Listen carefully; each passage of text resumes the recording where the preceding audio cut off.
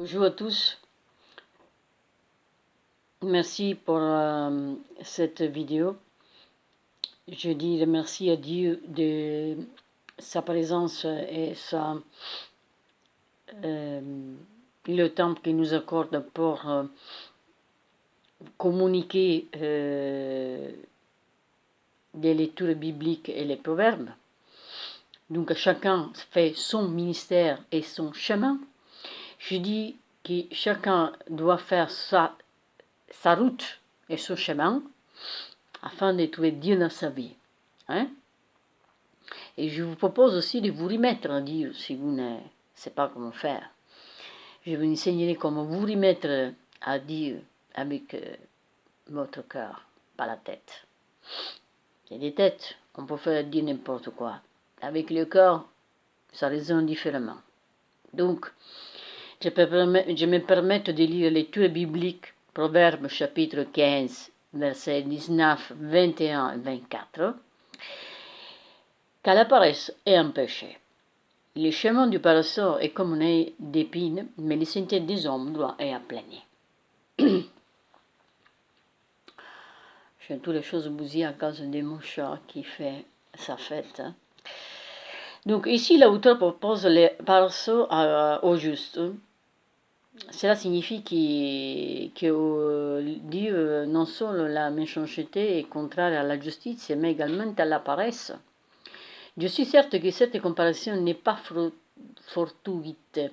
Dieu a horreur de la paresse, et à ses yeux c'est un péché.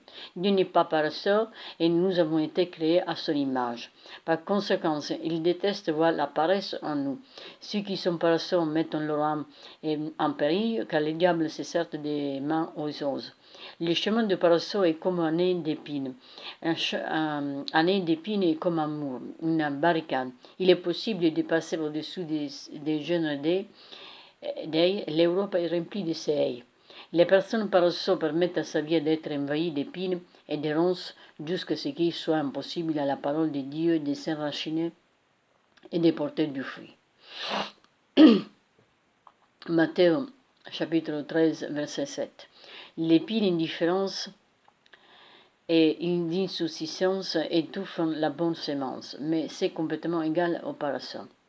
Par contre, le juste dirigeant est veille à maintenir sa vie dans la pureté et en ordre de maintenir. Il désire qu'à travers sa manière de vivre, l'on puisse facilement trouver un accès au ciel. Un fils sage fait la joie de son père, et un homme insensé méprise sa mère. Proverbe chapitre 15, verset 20.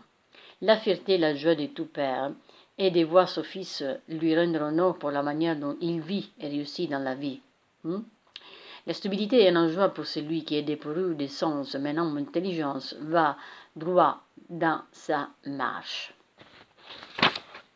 L'insensé tire du plaisir de la satisfaction de tout ce qui est mal. Son âme est tellement déformée qu'il prend plaisir au mal.